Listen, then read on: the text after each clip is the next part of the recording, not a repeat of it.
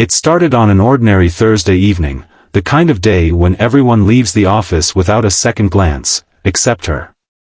Claire Donovan, the CEO of a billion-dollar tech company, had just finished a 12-hour workday when she noticed something unusual.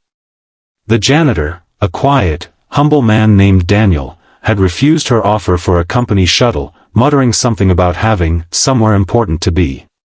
He was always polite, always early, and never complained, but something about the look in his eyes lately, tired, heavy, yet determined, made her pause. Against all logic, she followed him. What she discovered that night would challenge everything she thought she knew about loyalty, dignity, and love. Claire trailed Daniel from a distance, careful not to be seen. He walked past bus stops, ignoring them, and continued for nearly 40 minutes, through dim streets and into a quieter neighborhood. When he finally turned into a small, run-down apartment complex, Claire hesitated. She wasn't sure why she cared so much, maybe it was guilt, maybe curiosity, but she parked her car discreetly and watched. From her window, she saw Daniel enter a small apartment where the lights flickered weakly.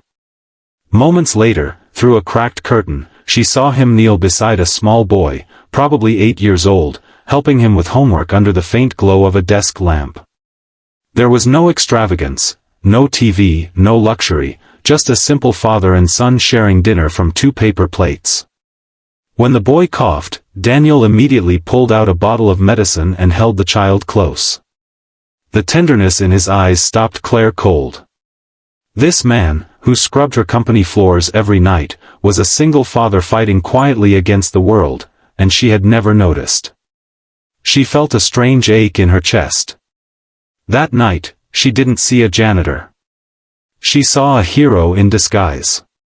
The next morning, Claire couldn't focus. During her meetings, Daniel's image lingered in her mind. His uniform, slightly worn, his shoes, polished despite the cracks, his voice, always steady but weary. By afternoon, she made a decision: she needed to know more. She called HR but found his file nearly empty, widowed, 1 child, no complaints, no missed shifts. No one knew his story. So she decided to ask the only person who could tell it, him. That evening, as Daniel finished mopping the lobby, she approached. "Daniel, can we talk for a moment?" He froze, startled. No CEO ever spoke to him directly. "Of course, ma'am," he said, quickly setting his mop aside. Claire's tone softened. "Please, call me Claire. I just wanted to say, you do excellent work here. You're one of the most dependable people in the company." He smiled politely, unsure how to respond. After a pause, she added, "How's your son?" His expression faltered for a second, surprise flickering in his eyes. "He's doing okay," Daniel said quietly. "Just some health stuff, but he's strong." Claire nodded, pretending she hadn't spent last night sitting in her car outside his apartment. "If you ever need help, the company has assistance programs." Daniel shook his head. "Thank you, but I can't take charity. I'm just doing my best for him. That's all that matters." There was pride in his voice, but beneath it, exhaustion. She respected it deeply. Over the next few weeks, Claire found herself observing Daniel more. He arrived early, stayed late, never complained. Once, she overheard him on the phone, whispering to his son, "I'll bring your favorite soup tomorrow, buddy. Just hold on." Something inside her broke. Then one Friday night, as a thunderstorm raged, Daniel didn't show up for work. Hours passed. Concern turned to worry. Claire called HR, but no one had heard from him. Without hesitation, she drove to that small apartment complex again. When she knocked on the door, no one answered. Through the window, she saw the little boy curled up on a couch, weak and pale. Claire rushed inside, calling for help. Daniel appeared from the back room, drenched and panicked, carrying a bag of groceries. "Ms. Donovan," he stammered. "What happened?" she asked, kneeling beside the child. "He's sick again," Daniel said, voice trembling. "I couldn't afford his medicine this month. I'm sorry I missed work." Claire didn't respond. She just picked up her phone and called an ambulance. At the hospital, she stayed with them. She watched Daniel's walls crumble, the fear, the guilt, the love, all of it pouring out as he sat beside his son's bed. Claire quietly arranged for the hospital bill to be covered through the company's health program, marking it as emergency employee aid. She didn't tell him.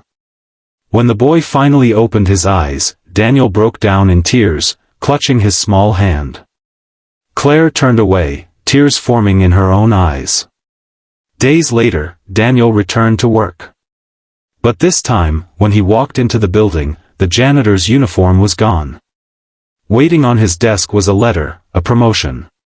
Claire had found a role in facilities management that paid triple his previous salary. The letter ended with a single line, "Your strength is the foundation this company stands on." Daniel stood frozen, the words blurring in his vision. He didn't know how she knew, or why she cared, but he did know one thing: his life had changed because someone finally saw him, not as a janitor, but as a father fighting for his child. That evening, as Claire walked past the lobby, Daniel stopped her. "Ma'am, Claire, thank you. You didn't have to do any of this." She smiled softly. "You're wrong, Daniel. I did. People like you remind me why this company exists, not for profit, but for people." And as Daniel watched her walk away, he realized something profound. Sometimes, the most powerful people aren't those who command empires, they're the ones who notice the quiet, unseen souls keeping those empires standing. In the end, Claire's life changed, too. She learned that leadership isn't just about success, it's about compassion.